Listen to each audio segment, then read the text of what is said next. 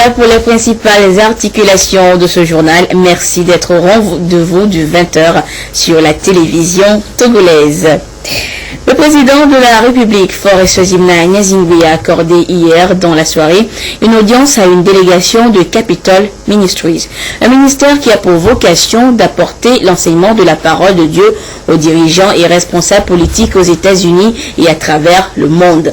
Conduite par son président fondateur Ralph Drollinger, la délégation est allée discuter avec le chef de l'État de la possibilité de commencer ses activités au Togo. Les propos du chef de la délégation ont été recueillis par Chasenam Baga. Bible Ministries is all about putting full-time Bible teachers.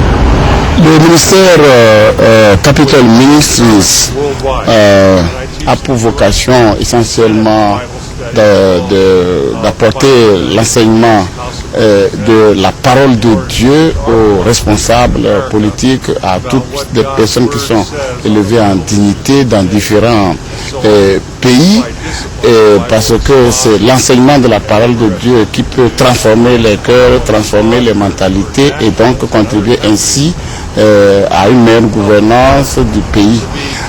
Nous avons eu un entretien nous avons eu l'honneur d'un entretien avec le président de la République, et ce dont nous avons discuté, c'est de voir dans quelle mesure nous pouvons également commencer ce ministère dans ce pays, et notamment au niveau de l'Assemblée nationale et également au niveau de l'exécutif d'une façon générale.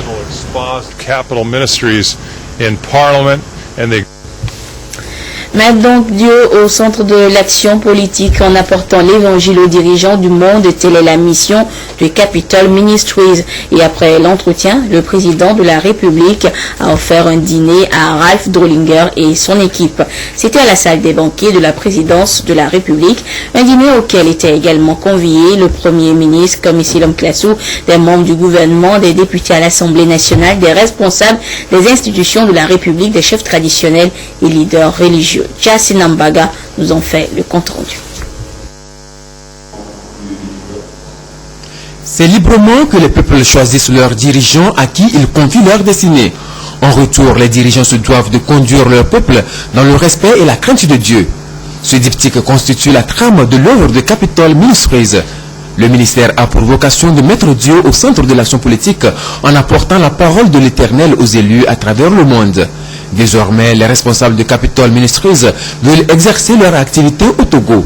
Ce dîner offert par le chef de l'État, Faure Sozimna Nyazingbe, en leur honneur a été un espace d'échange et de prise de contact avec les politiques togolais.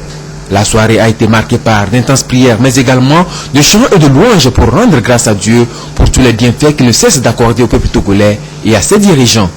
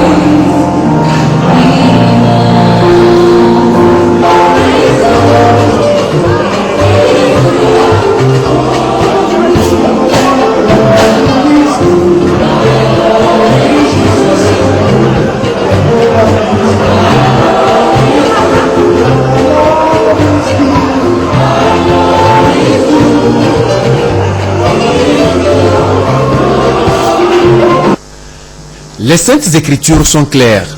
Tout pouvoir vient de Dieu et tout homme a une place spéciale dans le cœur de Dieu.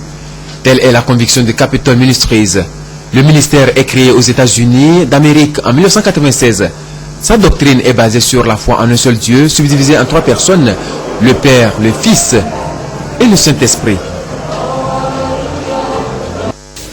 Cet après-midi, à la primature, c'est le chef du gouvernement, Komisilom Glassou, qui conférait avec une délégation de la Banque mondiale.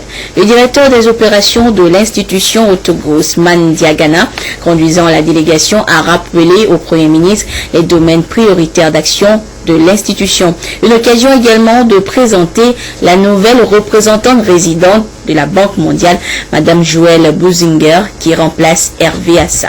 Les grandes lignes de cet entretien sont recueillies par Christine Péché-Kialoudé. Pour notre rencontre avec M. le Premier ministre, nous avons bien voulu d'abord le féliciter à l'occasion de sa nomination pour une position aussi importante, aussi stratégique pour le Togo, et réitérer la disponibilité de la Banque mondiale à continuer à œuvrer avec le Togo pour créer toutes les conditions d'une croissance encore beaucoup plus forte, plus robuste, plus inclusive, conditions nécessaires pour réduire la pauvreté. J'ai également saisi l'occasion pour lui présenter la nouvelle représentante résidente de la Banque mondiale au Togo, en l'occurrence Madame Joëlle Bouzinger, qui a pris fonction, et lui dire que Madame Bouzinger est dans de très bonnes dispositions pour accompagner notre programme au Togo, qui est très important. Nos volumes de financement au Togo avoisinent les 350 millions de dollars, et il couvre des secteurs divers et variés: l'éducation, la santé, l'agriculture, la promotion du secteur minier, des infrastructures, la lutte contre les effets du changement climatique, etc., etc. Et finalement, nous avons aussi échangé sur les domaines prioritaires que peut couvrir notre prochaine stratégie avec le Togo, qui va couvrir les 4 prochaines années. Nous sommes dans la réflexion et nous souhaiterons bien entendu que cette nouvelle stratégie réponde aux aspirations des populations togolaises, aux priorités du gouvernement togolais. Une autre institution bancaire œuvrant pour le développement dans notre pays, mais aussi dans l'espace UEMOA, revisite depuis ce matin ses stratégies d'action. Il s'agit de la Banque ouest-africaine de développement, BOAD, qui encourage les pays africains à investir dans les infrastructures afin de doper la croissance et créer des emplois. Et pour cela, une piste est dégagée: le développement du partenariat public-privé. Les précisions avec Isidore Koubati.